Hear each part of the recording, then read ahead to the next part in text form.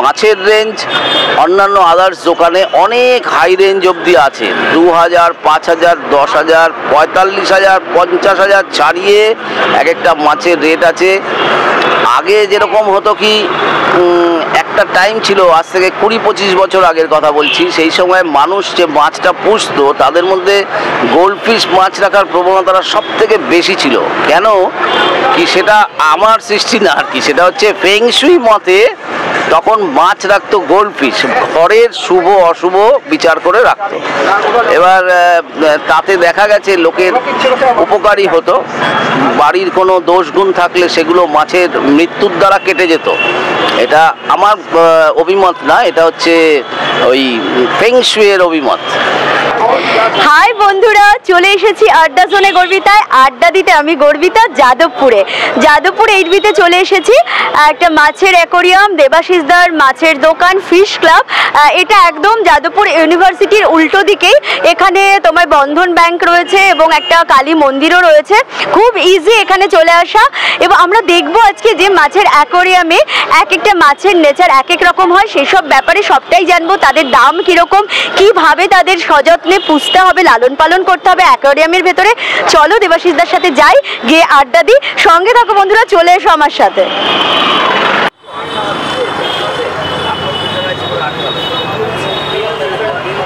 Hi friend, দেখো আমি চলে এসেছি ফিশ ক্লাবে। হ্যাঁ, মাছের অ্যাকোয়ারিয়াম। দেখো, মাছ আমরা সবাই খুব ভালোবাসি, বিশেষ করে বাঙালি যখন, আর তার মধ্যে জলের মধ্যে মাছ ঘুরে বেড়াচ্ছে, এই দৃশ্য দেখলে মনটা খুব সহজেই, খুব হঠাৎ করেই ভালো হয়ে যায়। সেই রকমই একটা অ্যাকোয়ারিয়ামের দোকান দেখলাম, চলে এলাম এই দাদার কাছে। দাদা, আপনার নাম? আমার নাম দেবাশিস পাল। আচ্ছা, দেবাশিস দা। ও, দেবাশিস দা, ডাক নাম মিঠুয়া। আড্ডার জন্য তোমার সাথে থাকো, দেখি। আচ্ছা দেবাশিস দা, মানে মিঠুয়া দা নামটা, মিঠুয়াটা খুব সুন্দর, মিষ্টি নাম।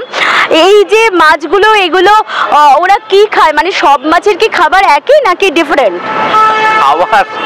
খাবার ডিফারেন্ট তো আছেই, কিন্তু ওই ড্রাই ফুড এখন সবাই বেশি ব্যবহার করে। আগে তো লোকে কেঁচো খাওয়াতো, সেটা রাখা খুব ডিফিকাল্ট। ওটা রাখতে গেলে যেটা সমস্যা, বারে বারে ধুয়ে রাখতে হবে, না হলে নষ্ট হয়ে যাবে, পচে যাবে। এই জন্য এখন সবাই ড্রাই ফুড ব্যবহার করে, আর ড্রাই ফুড দেওয়াটা খুব ইজি, দিনে একবার করে দিয়ে দিলেই প্রবলেম সলভ। আচ্ছা, মানে যেমন ক্যাট ফুড থাকে বা ডগিদের থাকে ফুড, সেরকমই ফিশদেরও ড্রাই ফুড হয়েছে। সেটা কি জলের মধ্যে মিশিয়ে দিতে হয় ড্রাই ফুডটা নাকি? দানা দানা থাকে, পুরো জলের মধ্যে ফেলে দিলেই হয়ে যায়। আচ্ছা, দানা দানা থাকে সেই ড্রাই ফুডটা, সেটা জলে ফেলে দিলেই মাছেরা খেয়ে নেবে। আর আরেকটা ব্যাপার, ওই যে আগে শুনতাম যে মাছ ধরতে গেলে সেই কেঁচো, তারপরে ভাত, এইসব দিতে হয়, ওগুলোর সাথে মানে ওগুলো কি ডিফারেন্ট মানে এই মাছেদের খাবারের থেকে? ওটা ওই মাছের সাথে, বাজারের মাছের সাথে আমাদের মাছ একদমই আলাদা। এখন তো সবাই শখ করে বাড়িতে মাছের অ্যাকোয়ারিয়াম রাখে, তো ওই কেঁচো, বড় কেঁচোর সাথে এর কোনো সম্পর্ক নেই। আমাদেরটা একেবারেই আলাদা টাইপ। তো ঘরোয়া মাছ, কালার্ড মাছ আর বাজারের মাছের মধ্যে অনেকটা ডিফারেন্স। আচ্ছা দাদা, এই আপনার যে শপ রয়েছে, এই ফিশ ক্লাব, এখানে কি ধরনের মাছ রয়েছে? ম্যাক্সিমামই তো মনে হয় বাইরে থেকে আসে না মাছগুলো, মানে নিয়ে আসা হয়? ম্যাক্সিমাম মাছ বাইরে থেকে আসে। এখানে পাবলিকের সব থেকে বেশি শখ, বিশেষ করে মেয়েদের যেটা, সেটা হচ্ছে গোল্ডফিশ। এই মুহূর্তে কম আছে আমার দোকানের ওই জোনটাতে, গোল্ডফিশটা আছে। আচ্ছা, এগুলো কি গোল্ডফিশ? এগুলো গোল্ডফিশ। আচ্ছা, এগুলো কি মেয়েরা বেশি পছন্দ করে? এগুলো মেয়েরা বেশি পছন্দ করে এবং মেয়ে কাস্টমার এটার জন্য বেশি। আর এখানে আছে ছোট ছোট মাছ, যেগুলো বাচ্চাদের জন্য খুব প্রেফারেবল, সেটা কম দামের ওপরে। এর মধ্যে টেট্রা আছে, এর মধ্যে জেব্রা আছে, এর মধ্যে মলি আছে, ক্যাটফিশ আছে, শার্ক আছে, এই টাইপের আছে। আরেকটা, যারা বেশি ঝুঁকি নিতে চায় না মাছের ওপর, তাদের জন্য একটা মাছ আছে, সেটা হচ্ছে ফাইটার মাছ। এটা হচ্ছে এগুলো হচ্ছে নির্ঝঞ্ঝাটে মাছ, মানে বেশি দেখভালের প্রয়োজন নেই, অল্প দেখভালে, অল্প খরচায় এই ফাইটার মাছটা সবাই রাখে এখন। এটার জন্য বেশি খরচাও হয় না। ওপরে গোল জার রাখা আছে, ছোট ছোট জার আছে, একটু বড় জার আছে। এই জারগুলো দিয়ে ওরা অল্প খরচার মধ্যে একটা সিঙ্গেল মাছ রাখতে পারে আরামসে। আর আর যারা একটু অ্যাকোরিয়াম নেবে, যারা একটু শৌখিন, তারা এই সমস্ত মাছ নেবে। এই যে যেরকম এখান দিয়ে দেখান তাহলে বুঝতে পারবেন মাছগুলো। এখানে অ্যাঞ্জেল ফিশ আছে, অ্যাঞ্জেল ফিশ, হ্যাঁ অ্যাঞ্জেল ফিশ আছে, এখানে গ্লো টেট্রা আছে, এখানে পিকক রেনবো আছে, এই টাইপের মাছ এখানে। এগুলো একটু বড় অ্যাকোরিয়াম হলে, একটু যারা একটু মোটামুটি বড় বানায় তাদেরটা সুন্দর লাগে দেখতে। আর এখানে আছে হচ্ছে প্যারট ফিশ, এগুলো একটুখানি অ্যাগ্রেসিভ গ্রুপের, এগুলো একটুখানি মারামারি করে। কি ফিশ বললে? অ্যাগ্রেসিভ টাইপের। আচ্ছা, অ্যাগ্রেসিভ টাইপের ফিশ, নামটা কি দাদা? এগুলো প্যারট আছে, ওখানে রেড প্যারট। ও, রেড প্যারট আছে, ইয়েলো প্যারট, অ্যাগ্রেসিভ ফিশ। আচ্ছা মিঠুদা, আমি তো এখন যাদবপুর 8B-তে রয়েছি। এই যাদবপুরে আপনার দোকান কত বছর ধরে রয়েছে? প্রায় আমার অভিজ্ঞতা অনুযায়ী 30 বছর। তো 30 বছর খুব একটা কম না। তো এখানে সব রকম জিনিসই দেওয়ার চেষ্টা করি, ওই গোল জার থেকে শুরু করে, গোল জার, ছোট অ্যাকোরিয়াম, বড় অ্যাকোরিয়াম, ওই নিজেই বানাই আজ দীর্ঘদিন ধরে। ওইভাবেই দিয়ে চলেছি, সেবা করে চলেছি পাবলিকের।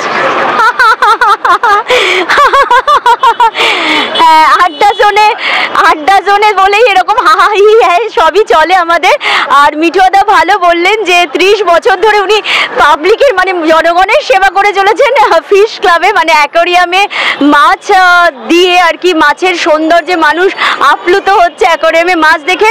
পরে আমরা ভাগ করে দেখিয়ে দিচ্ছি কোন কোন মাছের কি নাম। এবং হ্যাঁ, আরেকটা বিষয় মিঠুদা, এই যে জারগুলো তুমি বললে, ওপরে বড় বড় জার এবং ছোট ছোট জার, এগুলোর দাম তো ডিফারেন্ট, সেগুলো একটু আমাদের বলো দর্শকদের। এগুলো একটু কম প্রাইসের মধ্যেই হয়, মোটামুটি 150, 200, 250, 300, 500, 550 অবধি মোটামুটি জারের ভেতরে অল্প মাছ দিয়ে, খাবার দিয়ে আরামসে লোক এফোর্ড করতে পারে, সেটা বেশি চলে। আর অ্যাকোরিয়াম তো বিভিন্ন সাইজের হয়, সেগুলো ওরা যেরম অর্ডার দেয়, যার ঘরে যেরম স্পেস আছে সেই অনুযায়ী আমি বানিয়ে দিই, তাতে অসুবিধে নেই। যে যেরকম অর্ডার দেয় সে সেরকম হবে। আচ্ছা, এই তোমাদের এই যে দোকান, এটা কি রোজই প্রায় কাস্টমার আসে এরকম লেগে থাকে, বা কোনো সিজন থাকে কি যে এই টাইমে কাস্টমার বেশি আসে বা এই টাইমে কম আসে, এরকম কিছু হয়? ব্যবসায় সিজন বলে কিছু নেই, সেই অর্থে সিজন বলে কিছু নেই, এ শখের ব্যাপার। মানুষ মাসের, তাও আমরা দেখেছি মানে ট্যালি করে প্রথম 8, 9, 10 তারিখ অবধি একটুখানি চাপা চলে, তারপরে আবার একটু ফ্লো হয়, এইভাবেই চলছে কন্টিনিউ। আচ্ছা, হ্যাঁ, যেমন পুজোর যে রেডিমেড দোকানে পুজোর সময় জামা কাপড়ে হ্যাঁ সেল হবে, ওরকম নয়। এটা ভালো কথাই বললেন মিঠুদা, একদমই তাই। এটা শখের ব্যাপার মানুষের, সুতরাং শখ নিয়ে কোনো ব্যাপার নেই যে এই টাইমে বিক্রি হবে বা ওই টাইমে হবে। মানুষের ভালো লাগছে, মানুষ চলে আসছে, কেনাকাটা করছে যাদবপুরে মিঠুদার ফিশ ক্লাব দোকান থেকে। আচ্ছা মিঠুদা, আরেকটা কথা জিজ্ঞাসা, এই মাছগুলোর এক একটার দাম তোমরা নাও নাকি তোমার গুটি কতক হিসেবে বিক্রি হয়? মাছের প্রাইস আলাদা আলাদা হয়, যেরকম একেবারে 20 টাকা জোড়া থেকে এখন শুরু হয়। আগে আজ থেকে 25 বছর আগে ওই 5 টাকা 6 টাকা জোড়া যেগুলো ছিল, সেগুলো এখন মিনিমামটা এসছে 20 টাকায়। তারপরে 50, 100, 150, 200, 400, মানে কোনো শেষ নেই, মাছের দামের শেষ নেই। যেরকম মাছ সেই অনুযায়ী প্রাইস। মোটামুটি আমার দোকানে অত বেশি দামি মাছ আমি রাখি না, মোটামুটি 500, 800 এই রেঞ্জের মাছ, 2000 রেঞ্জের মাছ অবধি থাকে।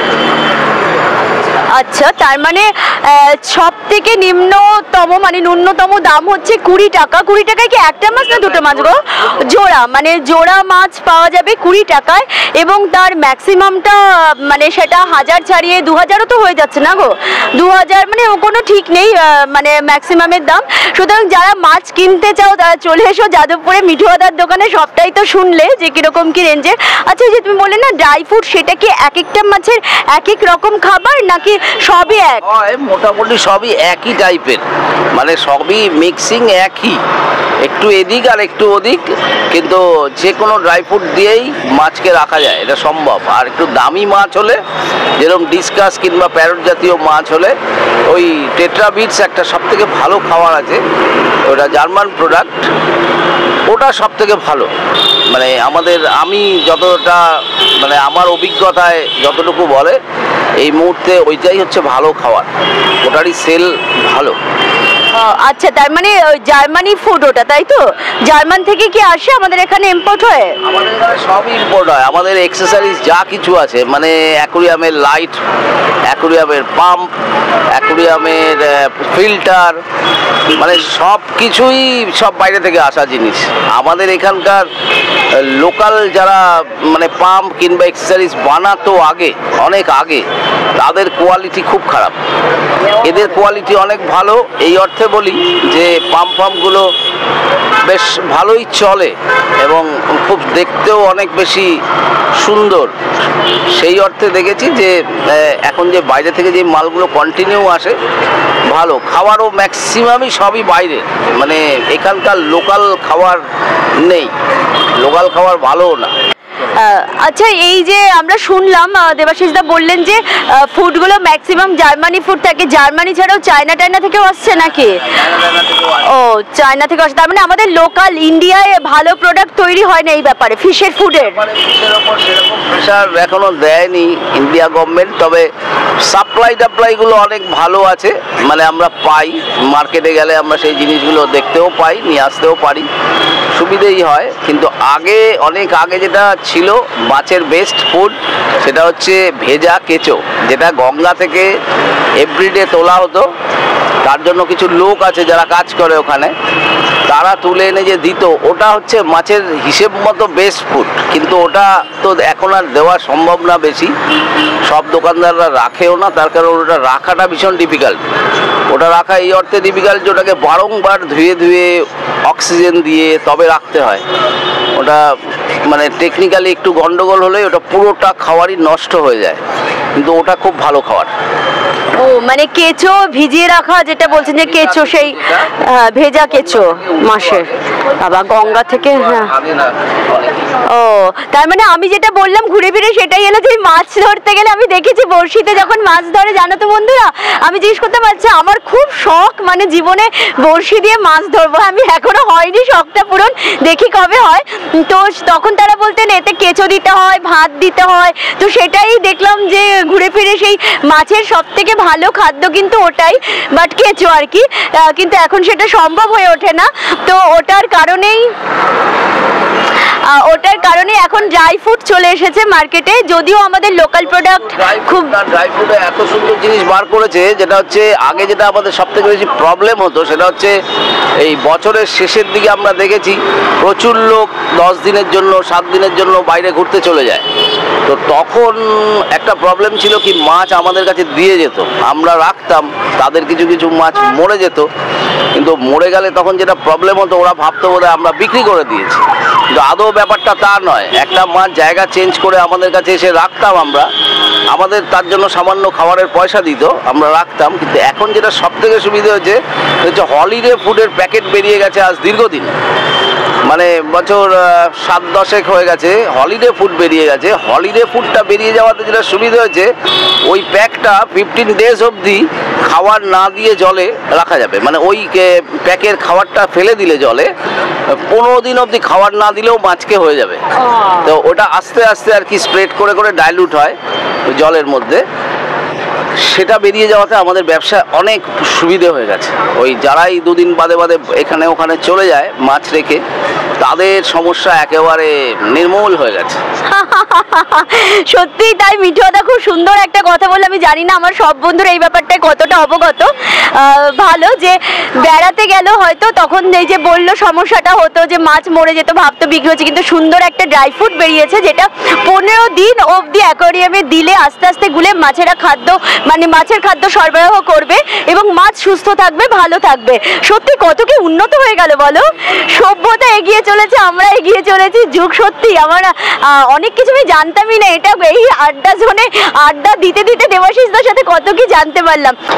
আচ্ছা দেবাশিসদা, এই গরমে ধরো মানুষই অসুস্থ হয়ে পড়ছে, তো যারা এই সামারে এই মাছ আর কি পুষতে চাইছে, মানে ভালোবেসে অ্যাকোয়ারিয়াম রাখবে ঘরে, তাদের উদ্দেশ্যে তুমি কি বলবে যে সেই দর্শক বন্ধুরা কিভাবে মাছকে মেনটেন করবে এবং ভালো রাখবে এই গরমের মধ্যে? আমি তো মনে করি যে মাছই এই মুহূর্তে সব থেকে ভালো পজিশনে আছে গরমে, কারণ রাত দিন তারা জলের ভেতরেই আছে, বরঞ্চ প্রচন্ড কষ্টের মধ্যে আছি বাইরে গরমে, তবুও নিয়মটা যেটা হচ্ছে সেটা হচ্ছে জলের ভেতর কন্টিনিউয়াসলি পাম্পটাকে চালাতে হবে এবং সেটাকে যত বেশি হিট বাড়বে তত বেশি ফিল্ট্রেশনটা জলের মধ্যে হওয়া দরকার এবং স্পিড দরকার। যত বেশি ফিল্টারের স্পিড চলবে জলে তত জলটা ঠান্ডা হবে। এইভাবেই রাখতে হবে, এছাড়া কোনো উপায় নেই। আর এদের মানে মৃত্যু এদের হাতে, মানে আমিও চেষ্টা করব বাঁচিয়ে রাখতে, আপনি যখন নিয়ে যাবেন আপনিও দেখবেন চেষ্টা করছেন ওকে বাঁচিয়ে রাখতে, কিন্তু এটা ওদের হাতেই রয়েছে, ওদের মৃত্যু আমাদের হাতে নেই। আমরা আপ্রাণ চেষ্টা করি মাছকে অলওয়েজ বাঁচিয়েই রাখার। আমরা কখনো চাই না একটা মাছ তাড়াতাড়ি মরে যাক, কেউই চায় না। কিন্তু ওই খাবারের একটা প্রসেস আছে যেটা দিলে পরে, যেটার একটা প্রসেসটা হচ্ছে এই যে খুব বেশি পরিমাণ খাবার যদি আপনি এই মুহূর্তে দেন তাহলে সমস্যাটা হচ্ছে যে মাছ অক্সিজেনের অভাবটা বেশি ফিল করে এবং তখনই মাছের মরার চান্সটা বেশি হয়। এই জন্য পরিমাণটা খুব বেশি ডিপেন্ড করে মাছকে খাবার কতটা আপনি দেবেন, অল্প করে দিতে হবে, এটা নিয়ম। না হলেই মাছের মৃত্যু অবধারিত, বেশি দিলেই মরে যাবে মাছ। ও বাহ, এটা একটা সত্যি নতুন জিনিস জানলাম যে মাছকে বেশি খাবার দিলে জলে ওদের অক্সিজেনের ঘাটতি পড়ে, তখন মাছ মারা যাবে আর কি। তো সেই জন্য কতটা পরিমাণ ওদের খেতে দেবে সেটা একটু মাথায় রেখো বন্ধুরা। আর মিঠুয়াদার ওই কথাটা আবার বলি, মাছেরাই সব থেকে ভালো আছে এখন গরমের মধ্যে, কারণ সবসময় ওরা জলেই আছে। আমরা তো জলটা পাওয়ার জন্য আর কি, আমি বলবো কি আমার হাসি পেয়ে যাচ্ছে কথাটা ভাবলেই। যাই হোক বন্ধুরা, তোমরা সঙ্গে থাকো। দেবাশিস দা, এই দোকানটা কোথায় সেটা বলবে, আর যাদবপুর এবং সেটা কোথা থেকে কিভাবে আসা যায় এটাও একটা প্রশ্ন রইলো তোমার কাছে। আরেকটা বিষয় হলো, এই দোকানে যে সমস্ত বন্ধুরা মাছ কিনতে আসবে তারা পেমেন্ট কিভাবে করবে? অনলাইনে পেমেন্ট হয় তোমাদের নাকি সবটাই ক্যাশে পেমেন্ট? এটা একটা ব্যাপার। আর একটা জিজ্ঞাসা হচ্ছে যে ভুলে গেছি জিজ্ঞাসাগুলো। হোম ডেলিভারির ব্যবস্থা আছে কিনা, মানে ধরো হোম ডেলিভারি বলছে এইভাবে যে মানে তোমরা পৌঁছে দিয়ে আসবে কিনা অ্যাকোয়ারিয়াম, নাকি তাকেই এসে নিয়ে যেতে হবে, এগুলো একটু বলো বন্ধুদেরকে। প্রথমটা তো আমি ভুলে গেলাম প্রশ্ন। তো প্রথমটা হচ্ছে আমার দোকানটা যাদবপুরে 8 বিট থেকে একেবারেই কাছে, ওই রমলা কালী মন্দির আছে তার মাঝামাঝি পোর্শনে, ওই এখানে কি আছে ব্যাংকটা, পিএনবি না বন্ধন ব্যাংকের সামনে, বন্ধন ব্যাংকের কাছে। আর এটা আসা খুবই ইজি, 8 বি থেকে অল্প একটু ডিস্টেন্স। আর যে আরেকটা প্রশ্ন কি ছিল? প্রশ্ন ছিল পেমেন্ট ক্যাশে কে বা অনলাইন? আমার এখানে পেমেন্ট সিস্টেম অনলাইনও আছে অফলাইনও আছে, দুটোই আছে, কোনো চাপই নেই। আর অ্যাকোয়ারিয়াম ডেলিভারিটা আমার এখানে হয়, কিন্তু ওই ছোটোখাটো জিনিসগুলো তো আমি এখানে হ্যান্ড টু হ্যান্ড ডেলিভারি করে দিই। আর যদি কোনো বড় অ্যাকোয়ারিয়ামের অর্ডার থাকে সেগুলো আমরা নিজেরা বাড়িতে গিয়ে সেট করে দিই, সেগুলোর জন্য আমাদেরকে বলে, আমরা তখন যাই গিয়ে সেট করে দিই। না হলে ওগুলো খুব চাপের জিনিস। ফার্স্ট সেটিংটা ঠিক মতো না হলে পরে অ্যাকোয়ারিয়াম ডিসব্যালেন্স হয়ে বসলে পরে অনেক সময় অ্যাকোয়ারিয়াম ক্র্যাক করে যায়, সেটা একটা বড় ফ্যাক্টর। আর কি আরেকটা প্রশ্ন কি? আরেকটা প্রশ্ন হচ্ছে, তুমি এই পেশায় এলে কিভাবে? মানে যদিও 30 বছর আগে, তবু এটা কি তোমার বাবার দোকান ছিল বা তোমাদের পিতৃ মানে পুরুষদের বিজনেস, নাকি তুমি ভালোবেসে শখে বা হোয়াট এভার কি কারণে, সেটা একটু দর্শকদের জানাও। এই ব্যবসাটা আমার বাবার তো কোনো কালেই ছিল না এইসব ব্যবসা। যাই হোক, এটা আমাদের বাড়িতে প্রথমে অ্যাকোয়ারিয়াম ছিল, তার থেকে একটা শখ তৈরি হয়, সেখান থেকে দাদা প্রেশারাইজ করে, সেই দাদার প্রেশারাইজেই এই দোকানটা শুরু হয়। আজ থেকে মানে 1998 সালে বাড়িতে প্রায় 4 বছর আমরা মাছ পুষেছি। তারপরে 98 সালের জানুয়ারি মাসে আমরা এখানে একটা দোকান খুলি। তারপর থেকে আজ অবধি এখনও চালিয়ে যাচ্ছি এবং ভালোই চলছে ঠাকুরের আশীর্বাদে, কোনো অসুবিধা নেই। আচ্ছা, দাদার প্রেশারে মানে দাদা কি তখন বললো যে কিরে বসে আছিস কেন, কিছু একটা কাজ কর, তখন তুমি ভাবলে যে ও আমি তাহলে অ্যাকোয়ারিয়ামই করি, অ্যাকোয়ারিয়ামটা তোমার ভালো লাগতো, মাছ তোমায় টানতো, তাই তো?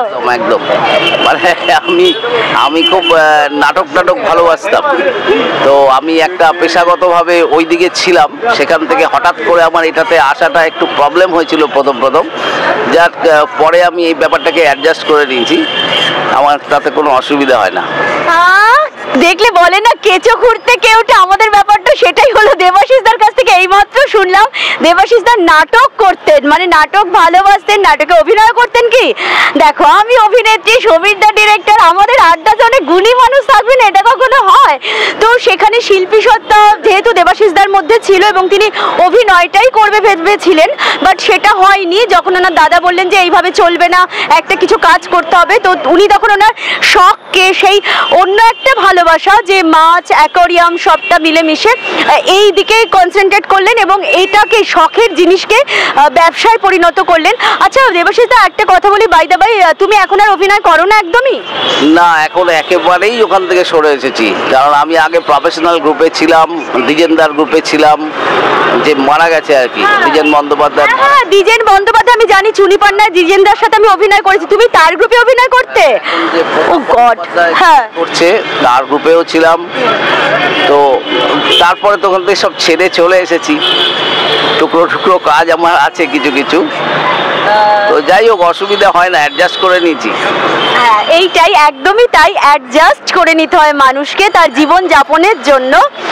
দেখো, এক একটা টাইম থাকে যে সে ওটা করবে, সে তারপরে সংসার ধর্ম করবে। তখন যেহেতু দেবাশিসদা যদিও প্রফেশনাল গ্রুপে ছিলেন, বাট তার মনে হয়েছিল বা তার পরিবারের মনে হয়েছিল ওটা থেকে সেই অর্থটা সেই পরিমাণ পাবে না যেটাতে সুখ স্বাচ্ছন্দ্যে ভরিয়ে তুলবে তার পরিবারকে, এবং সেই জন্য তার সেই স্বপ্ন, সেই ভালোবাসাকে সাইডে রেখে উনি অ্যাকোয়ারিয়ামের বিজনেস শুরু করেছেন। যদিও এটাও একটা শখ, ভালোবাসা।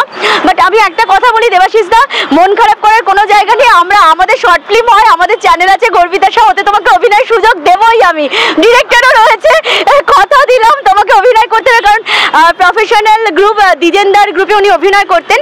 আমি চুনিপান্নায় অভিনয় করেছি দ্বিজেনদার সাথে, এখানেই ওনার গ্রুপ ছিল আশেপাশেই। তো হ্যাঁ, কোথায়? গড়িয়াহাট। গড়িয়াহাটে দ্বিজেনদা এখন নেই।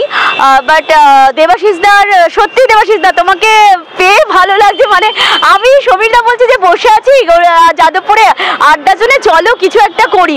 তো আমাদের টপিক আলাদা ছিল, ভাবছিলামও আলাদা। তো এখানে স্টুডেন্ট, তাদেরকে যখন অ্যাপ্রোচ করে এই তোমরা বলবে এইটা, না না তারা ভয় পাচ্ছি, আমরা কি করবো, আমরা দুজন বসে বসে ভাবছি কি করা যায়, কি করা যায়, গল্প গুজব কি করছি। হঠাৎ চোখে পড়লো সমীরদার, আমাদের যিনি ডিরেক্টর অ্যান্ড ডিওপি। তো সমীরদা বলে চলো ফিশ ক্লাবে চলে যাই। এসেই দেবাশিসদার সাথে গল্প। আর এটা আমার খুব মনে হয় সত্যি মানুষের জীবনে অনেক শখ থাকে, অনেক স্বপ্ন থাকে, সেগুলো আমরা অনেকেই পূরণ করতে পারি না, কিন্তু তবু বেঁচে থাকতে হয় সেই স্বপ্নগুলোকে মনের মধ্যে পুষে রেখে। দেবাশিসদার মনেও সেই অভিনেতা, শিল্পী সত্তা রয়েছে। আমরা চাইছি সেই শিল্পী সত্তাকে যদি কোনোভাবে কাজে লাগানো যায়।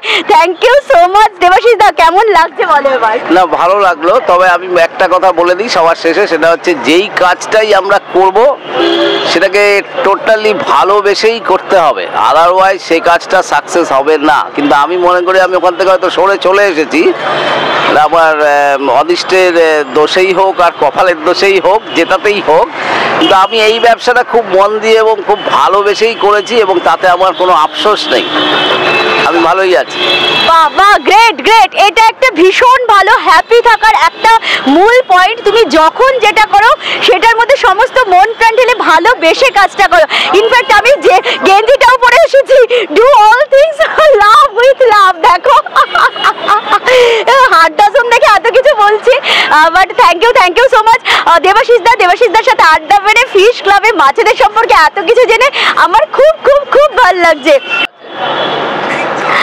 আচ্ছা, আমার রেঞ্জটা বলে দিলাম যে আমি 20 টাকা থেকে শুরু করে 2000 টাকা অবধি মাছ আমার কাছে পাওয়া যায়। হ্যাঁ, আচ্ছা দেবাশিসদা, আমার খুব জানতে ইচ্ছে করছে যে এই যে ফিশ ক্লাব বা ধরো এই যে মাছের অ্যাকোয়ারিয়াম, কত হাইয়েস্ট দামের মাছ? কোনো বন্ধুর হয়তো খুব ইচ্ছে হলো যে আমি বিরাট বড় একটা মাছ কিনবো, বিরাট বড় একটা অ্যাকোয়ারিয়াম করবো, এবং সেই মাছের দাম কিরকম হতে পারে সেটা একটু প্লিজ বন্ধুদের বলো না, মানে হাইয়েস্ট রেঞ্জ।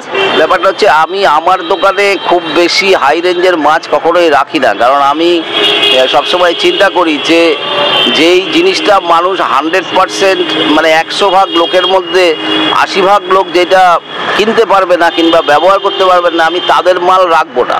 আমি চাই যে 80% লোক যেটা এফোর্ড করতে পারে আমি সেই জিনিসটা রাখবো। এই জন্য আমার কাছে লো রেঞ্জের মাছটার সংখ্যা বেশি, এবং তার ফলে আমার ছোটো ছোটো কাস্টমারগুলো আমার খুব পছন্দের।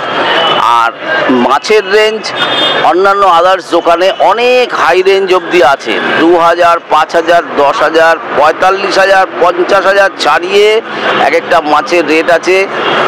আগে যেরকম হতো কি, একটা টাইম ছিল, আজ থেকে 20-25 বছর আগের কথা বলছি, সেই সময় মানুষ যে মাছটা পুষতো তাদের মধ্যে গোল্ডফিশ মাছ রাখার প্রবণতাটা সব থেকে বেশি ছিল।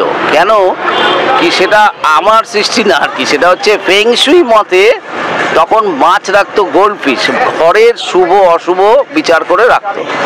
এবার তাতে দেখা গেছে লোকের উপকারী হতো, বাড়ির কোনো দোষগুণ থাকলে সেগুলো মাছের মৃত্যুর দ্বারা কেটে যেত।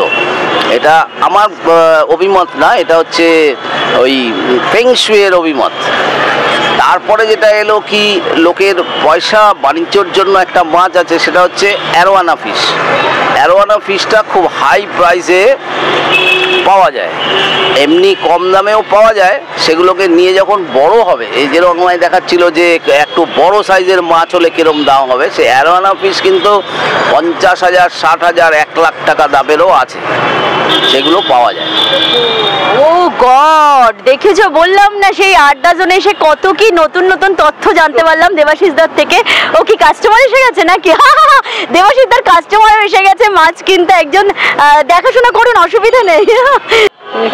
দেখো বন্ধুরা, মাছ বিক্রি হচ্ছে, কাস্টমার চলে এসেছে দেবাশিস দার দোকানে, দেখতেই পাচ্ছ বন্ধুরা মাছ কিভাবে বিক্রি হয়, তুলছে জাল দিয়ে, নেট দিয়ে। কি জেব্রা মাছ না এটা দেবাশিস দা? জেব্রা, গ্রিন কালারের। দেখো এইভাবে তুলে ওটার মধ্যে দিয়ে উনি দেবেন।